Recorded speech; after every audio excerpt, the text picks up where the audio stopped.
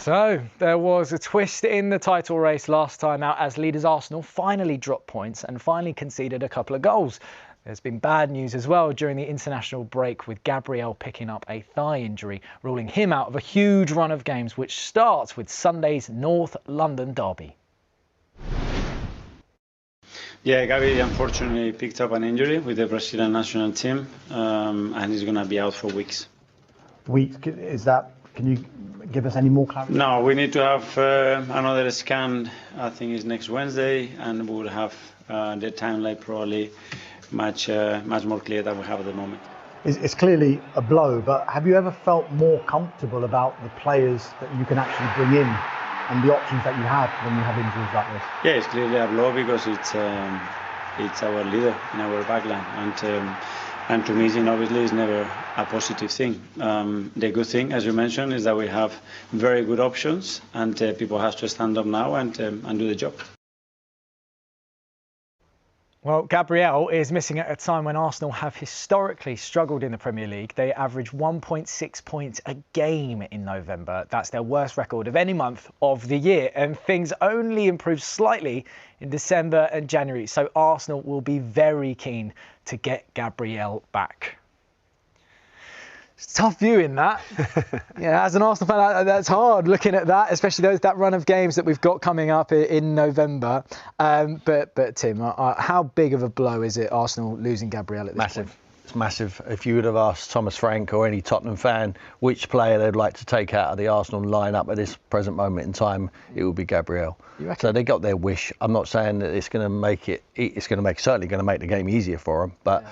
He's the most important player for Arsenal at the moment. I believe that from the beginning of the season to where we are at the moment. Wow, you think he's that influential? I'm really intrigued by that. You think that out of all the players... I really do, in both boxes. In both boxes. You know how dominant they are at set pieces. The delivery is absolutely paramount importance, which is fantastic. But Gabriel attacks the ball for his life. Yeah. You know, there's no one who can stand in his way. And they're going to miss him in both boxes. If they can't break down Tottenham are not going to come out and play against Arsenal. They're going to sit back. They're going to need to find a way if it's not going to be from set pieces. But, you know, they've got options now. They've got a strong squad. They bought well, more balance to the squad. So they've had to find a solution. You know, it's not easy to win Premier Leagues. Yeah, I mean, with Gabriel, though, you know, as Tim said, Julia, he is so key. You've seen his rise from coming from Ligue 1 with Lille to Arsenal. The big question, I guess, for Arsenal fans would be who comes in for him. Yeah, and I think there's depth in the squad. Tim just said it, Arteta said it as well. I think he would play left-footer instead of moving Mosquera, who had replaced Saliba before this season, but he's a right-footer.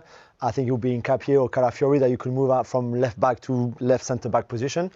I think he will leave Calafiori if he's fit enough to start the game at left back like he has all season, and Nkapie will just come in and play for Gabriel. Nkapie is a very good player. It's just we haven't seen him much so far in the Premier League because there hasn't been that many opportunities for him to play. But he's a really good international player, Champions League pedigree, German league winner with Bayer Leverkusen under Xabi Alonso. So there's a great player there. It's not Gabriel, of course, and it's not the same understanding with Saliba because they've never played together.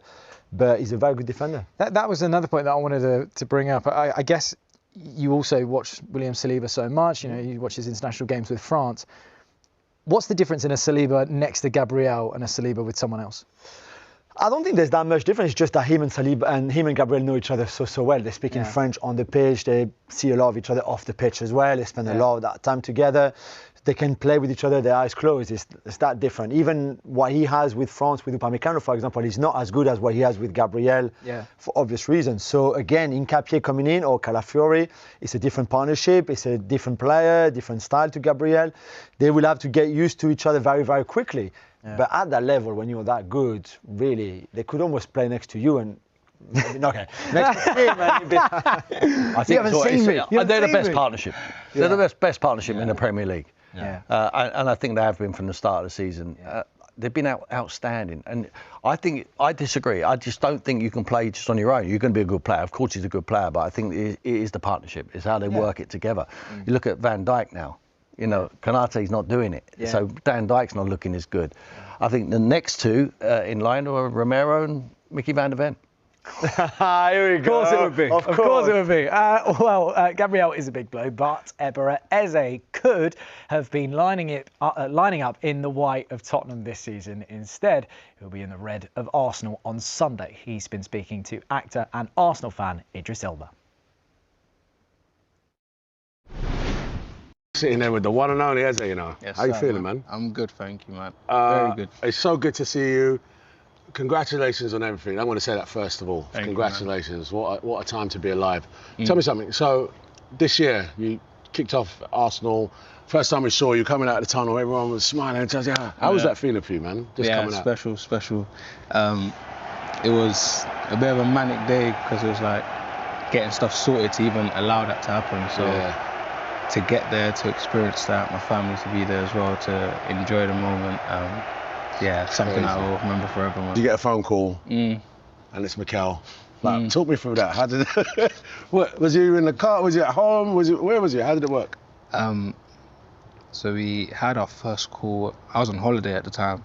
Where? I was in Mallorca. Is it? Yeah. Just standard, chilling, by the beach. Who is it? Recovering. Oh, it's Mikel. Is it? Oh, Not quite like that. But I'm an actor, innit? I'm doing better shit. But yeah, I had the call and it was just like, for the moment I spoke to him, I knew there's no other option. I need to be at this club. So of course, being an Arsenal supporter, you want to play there, but then knowing what that would do for me as a player, because there's the fan and wanting Arsenal to do well, but then as a player, I know that I'm on my journey and wanting to be the best. And to see he's got something that could charge me and make me better and improve me and help me grow as a player and a person. Did he give you a sense of like what he kind of envisioned how you fit into the team? Did he give you that sense? Yeah, he gave me a clear picture of how I would fit into this group, how not even just as a player, but then as a character, the type of culture they've got here and how it would help me and how I would help the place. For me, it was so much deeper than football, which is why, this is just, it's so exciting to be part of this and to know we can affect something. Been at Crystal Palace for 5 seasons, and I'd got to a point where I feel like I achieved something incredible with them. So to win the FA Cup with them was something that's like amazing. They haven't won a competition or anything in the history of the club. So to be able to be part of that and to do that, for me, it was like the perfect way to send off. He was incredible. He was incredible there, and you're incredible here. Derby this weekend. First one. How you feeling? Good, man. Watched it many times. Watched it many like times. This. All over the place. I know, man. I know. No, it'll be fun. This will be, again, something I've been looking forward to. I'm sure it's going to be a good one as well. Historically, like, the derbies have been hit or miss, you know? You might not know where it's going to go. And the team's super confident right now. We're doing really well. What's the energy around this particular I think there's a energy around, and there's a confidence in what we're building, what we're doing. So, again, every game we play, we want to win. We want to. We know what we're capable of, and I feel like that's the main thing: imposing ourselves on every game. Of course, it's an NLD, and it's important and it's big, but the principles are the same. That was cool. That was very cool. A big thanks to Idris for joining the Sky Sports team this week. He'll be back on your screens in January when Hijack returns. Now, as for Tottenham, they may have missed out on Eze, but they did sign Kudus, who's quickly established himself as their biggest attacking threat. And he's been speaking to our reporter, Sam Obaseki, ahead of his first taste of a North London derby.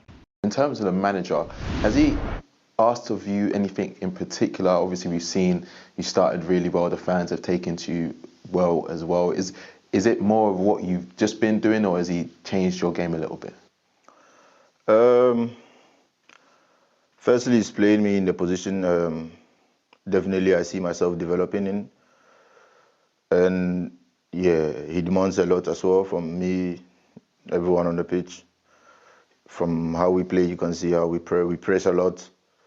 Also, offensively and defensively, as an offensive player, there's a lot you need to do more off the ball as well if you want to play. So, yeah, still learning and still trying to adapt to the style of play, me and the whole team, because we just all just started this season together. So we're just trying to help each other and then help grow and understand each other even better. But yeah, it's been a pleasure working with him already, and I look forward to more times with him and then achieving a lot with him also. Amazing. And do you feel like you still have that freedom, the freedom to express yourself on the pitch? I know sometimes when players move from a club to another club where the defenders defend differently, it might take time to adjust, but how have you found it? I think that's one of the big highlights for me. With the way I understand and see the game and how I want to play, there's a freedom in the final third to be as creative as I want to be and can be, So I'm not restricted which is something I really love about how we play, and obviously just find the right time to do the stuff I want to do in the opposition third. We've got a big game coming up next, North London derby, and we know that Arsenal obviously are doing really well, not conceding that many goals. We know that you're one of the key players for Spurs going forward. Have you seen anything in their team that you think you can exploit or get into? We will see that after the game, I guess. But yeah, it's gonna be a nice game to play. Yeah, so focus on the weekend and see how it goes on the weekend. So focus on the weekend, but Tim, let's look at Spurs. I mean, they're currently fifth, but the fans, they're still not really sold on Thomas Frank, are they? No, they're not. It's because of their form at home. It's not been good enough. Not been entertaining. They haven't been picking up results.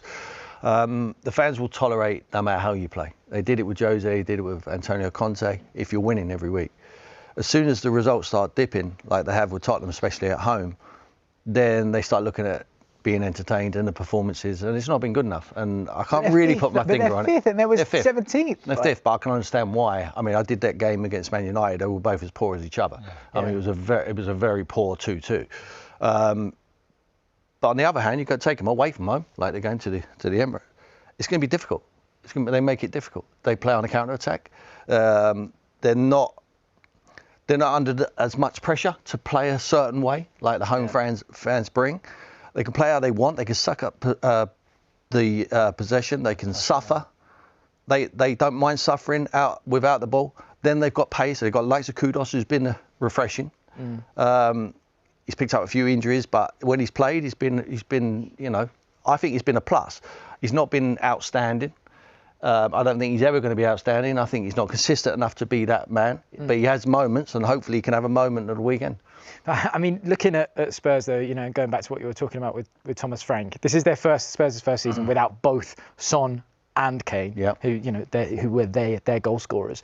And they've had injuries to Maddison, Solanke, Kulusevski all season. Yeah. Is it too early to judge Thomas Frank? Oh yeah, certainly. Yeah, we've got to give him the time to be able to do it and get them players back, because it helps with Kulusevski. I think he's got a load of flavour, and certainly Maddison has as well. They can make you play. They can give you a little bit more control in the game. At the moment they're playing, they're all similar. They're wide. I've said it before. Xabi Simons they was bringing in. I wasn't convinced. I was here when he come in, because I felt he was similar to Odegaard. He was similar to Tell. He was similar to what they've already got. Kudos has come in. I thought he was quite similar, but he's a little bit more personality. I think he takes the game to the opposition a little bit more, and he's got more end product.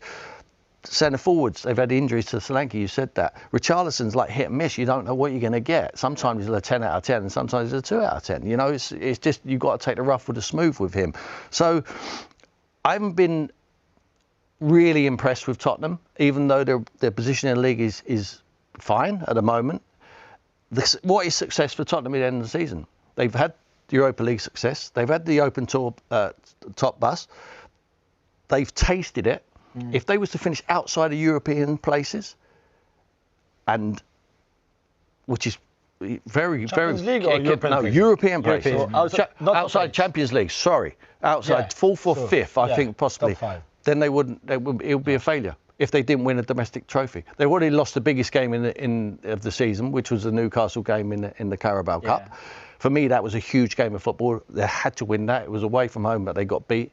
So I think they're up against it to have a successful season, because the only thing the Tottenham fans will see as a success is to finish in the Europa League or Champions League. Sorry, Europa League will not tick the box for them. What have you made of Julian? What have you made of Thomas Frank and Spurs so far? I think the Spurs fans are a little bit too harsh on him. I don't know if it's too harsh. I think Tim said it really well. He's a pragmatic coach. So yeah. I think the defensive structure came first, although they considered a bit lately. But certainly, I think they would be solid first and foremost, and then they would probably play a bit more with the ball. I think the Son and Kane point is very interesting because they knew for a long time that Son would not be there. Yeah. And yet they waited the last day of the transfer window to sign Colomwani on loan, who is not really the answer. We talk about Richarlison and Solanke. Colomwani is another one. He's not world class. He's a good player. If you play on his strength, he will give you a lot, as we saw in the Champions League game against Copenhagen, for example. Yeah. But he's still not Brazilian Ronaldo either. So I think in the recruitment in the summer, I think there's question to be asked over what the club did at the time. We said they missed out on Eze, for example, and things like that. I think there's a lot of questions mark over that. But now he's got these squads. I think they will improve. He needs more energy, I feel, from the fans. And I know it's difficult at home, but he feeds off energy, Thomas Frank. That's what he did at Brentford. And even from the players, sometimes I feel like they're not really responding in terms of energy in the way he would like them to. This game on Sunday, it is massive. It's the biggest game. It is the biggest game. And for this Tottenham side, and for the players that are injured and currently the squad that they've got, are we going to see a bit of a scrap? Is this going to be a proper battle? Is that how they're going to get through this game? I'm not sure you're allowed to do that anymore in the modern day. But do you know what I mean, though? Is it going to be one of those, backs against the walls? Exactly. Is it going to be? It will be a low block. Yeah. It will be you break us down, and we'll try and catch you on the counter attack. Yeah. That's what it'll be. Long throws, set pieces. I mean, Thomas has said it in his press conference today. If we can nullify them on set pieces, we're half the battle. Now, they're good at set pieces as well, Tottenham. They've got their own threats. And Gabriel missing is going to be a huge blow for Arsenal. But Arsenal they want to go out there and put a performance on. You cannot underestimate how big this game of football is for Arsenal. If they've got aspirations to go and win the Premier League, they have to win this game, in my opinion. Not because of the points total, because what it would mean. On the back of drawing a game at Sunderland when everyone expected them to win, to lose a North London derby, the cloud what would come over the Emirates would be huge. You've got forget the Bayern Munich game. Yeah. You can they will qualify through the group anyway. Chelsea coming after that. This would be huge. If they lose, it could end up in a couple. It spirals. Yeah. It snowballs into something serious. They'll still be there or thereabouts, but everyone will be the same old thing. Arsenal bottled it. Can't play without Gabriel. Yeah. The same old question marks will be coming into play. It would feel a significant absence, particularly Gabriel. We will wait to see, and guess we'll find out from Mikel Arteta probably on Friday as to how long it might be. But Gabriel has been immense this season, hasn't he? I would say their best player, most instrumental player this season, leadership quality. Going into a North London derby at this weekend, there is no bigger game. Arsenal flying high at the top of the league. You need your players. Him and Saliba, for me, the best centre-half partnership in the league at the moment, and look like they were going to go on to win the title with a solid base, what they have. Yes, they've conceded 2 goals against Sunderland. It's a very emotional game at the weekend. Tottenham are going there to derail their season. Don't worry about that. They're going to try their best to be able to do that. So it's a huge blow for Arsenal and for Mikel Arteta. Let's talk more about Arsenal then, because Sky Sports have partnered with Finalysis, an app where passionate fans share their opinions on their club. If you want to represent your club, then scan the QR code or visit the Sky Sports app for more details. Let's talk to Arsenal fan Christian Tai. Christian, good morning to you. In terms of the players you feel you could afford to lose, where is he on the irreplaceable scale with comparison to the likes of an Ødegaard or a Rice or a Saka? Yeah, it's right up there. Maybe the most important. I said a couple of weeks ago, I think there's 3. I think Declan Rice, Jurriën Timber and Gabriel. Those are the 3, I think, if they get injured, we have the biggest drop-off. And yeah, when I heard the news, I thought it was a joke. I saw it on online, and I'd actually seen before Brazil played, I actually saw a rumour that he was injured, and then I kind of researched it, and I was like, oh, it's just, some trolls online. And then when I saw the actual news, I was like, oh, it must be trolls again. They got me earlier. Just keep hoping there's loads of trolls out there. I mean, usually you're right, to be fair. Yeah, usually. And I was like, hold on a sec. And then I see the picture of him kind of holding his thigh. And yeah, you see some tweet. I was like, there's no way. You know, this happened with Martin Odegaard last season, international break. It just feels like, look, I'm sure other clubs feel the same way, but as an Arsenal fan, it feels like it always happens to us. Just when we're in a great moment, just when the momentum is building, just when we should have been in a good place with injuries, you know? The amount of attacking players that are going to be back, I think Madueke, Jesus, Havertz, Gyökeres, Odegaard, Martinelli are all in contention for the next couple of weeks to come back. So it was like, all right, you know, we've had injury problems already, but now we're getting through them. And then for this to happen, yeah, it hurts. It does hurt. And yeah, like you said, if there was one player you wouldn't want it to be, it's Gabriel. Christian, as a fan, you always look at the internationals where your players are taking part and check if there's any injuries, you know, just so, because it's a massive game, isn't it, at the weekend? You know, you need to win that one. Yeah, I always have a look. I always check Netherlands to see how Timber's doing, because obviously he had the ACL injury, so I'm like, oh, something could go wrong there. Are you checking out Van der Ven at the same time? No, I would never wish injury upon other teams. Yeah, your nose is growing. But it's nearly as big as mine. No, I never would, man. Look, I'm always a fan that I want the best to come up against us because I want us to beat the best. Yeah. You know, I think we played Manchester City and Rodri was missing at one point, maybe last season or the year before. You're disappointed I with want that, him to play. I want him to play because I want us to beat City.